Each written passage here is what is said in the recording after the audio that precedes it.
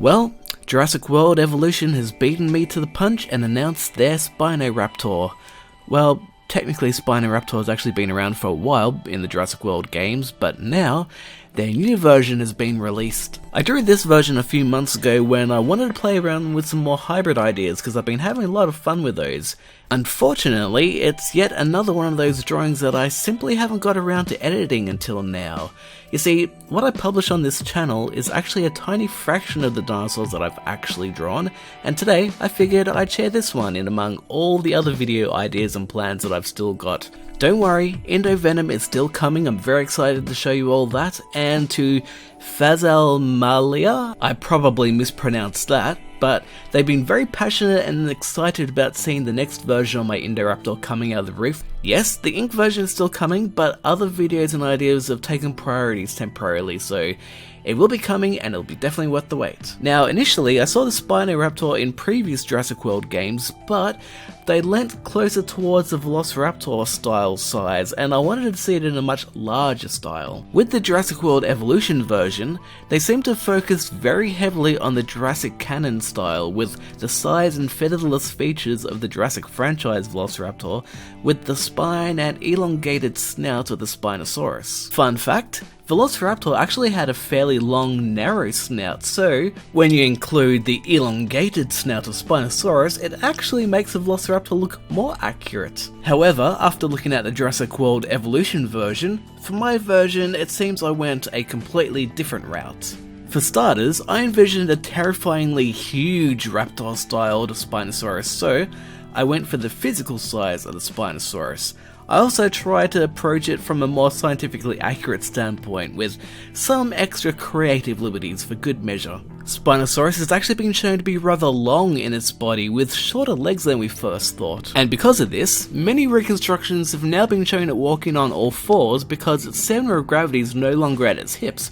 It's got a lot more at the front end, and its tail can't really compensate for the length, so most people seem to be drawing it on all fours, or they're giving it a more upright pelican stance. Depending on who you talk to, it still walks on 2 legs, or it still walks on 4 legs, depending on what year of the reconstruction you're looking at. Whereas with me, I still kind of think it looks a little bit too front heavy to be standing on just 2 legs, which is why I've given it more of a pelican stance for my drawing. There also seems to be no solid evidence of whether it was feathered or scaled, but because it was fairly universally accepted that it was a somewhat aquatic dinosaur, I decided I was going to go with a bit of a swan pelican style feathers, so going with the Velociraptor feathers. And speaking of Velociraptors, Velociraptor is actually about the size of a turkey, and the raptors featured in Jurassic World and the Jurassic Park franchise fall more along the Utah raptor sizing, so I decided to take it to the next level and make it even bigger, Spinosaurus sized, if not even bigger than that.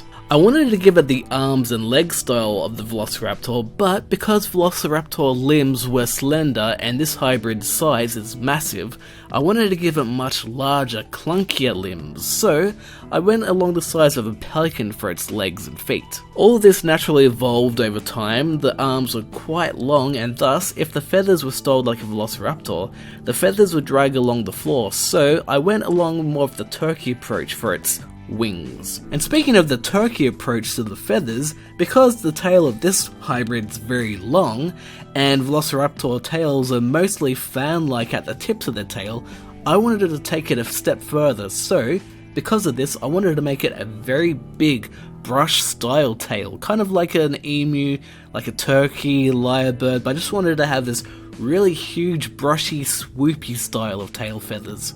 Now, you can't really call a Spinosaurus Raptor hybrid a Spinoraptor without a spine or a sail, so for the sail I wanted to make it more along the lines of the Jurassic Park 3 style, but slightly more extended. And for the neck and head, I wanted to style it mostly around modern Spinosaurus interpretation reconstructions, with more of an S-bend in the neck, with bits of pelican and other aquatic birds in mind. The main challenge with the head was having the Velociraptor elements at least slightly recognisable, so I styled the eyes and the snout along the lines of the Jurassic Park 3 style of raptors. And that's rather fitting, seems both the Spinosaurus and this more bird-like style of raptor were both in Jurassic Park 3 exclusively. Once all was said and done, I went with the obvious Jurassic Park 3 Spinosaurus styling in the colours, and I incorporated the prominent blue stripe of Blue the Velociraptor in there to show the raptor element of the colouring. Now, excluding the reds and blues of the individual species colourings,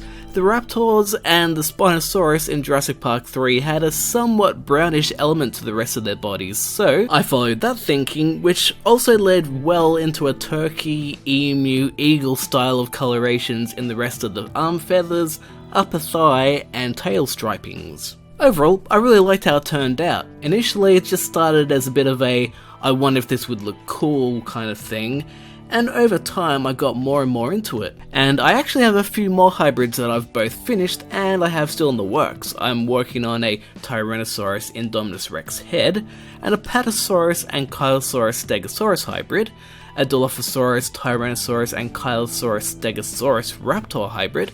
Not sure if I went a little bit overboard with that one. I'm working on an Ultimasaurus, which is a more serious version of the toy version of the Ultimasaurus, and I have finished a Tyrannosaurus Dimetrodon hybrid, which is actually finished and it'll be out soon. But if you want to get a sneak peek, you can look at it on my Instagram. And if you made it this far into the video, it means you're a real proper fan, which means you don't mind hearing a few more little plans. I haven't forgotten about the other videos that I have recorded much earlier this year, and some videos I've actually recorded last year. I still have to edit Giganotosaurus, and I'm going to be doing a whole body of it. I want to do a reinterpretation of some of my older videos. I have a lot of stuff that I've got planned for the rest of this year and next year. And if you're not subscribed already, what are you doing? Make sure you hit the bell notification so you don't miss those future videos, because they will be well worth the wait. So with all that out of the way, if you like this video, give it a big old thumbs up, and if you're not done with watching hybrid dinosaur drawings, I've got a playlist that you can watch right now. So thank you so much for watching, and I'll catch you in those videos. Cheerio for now.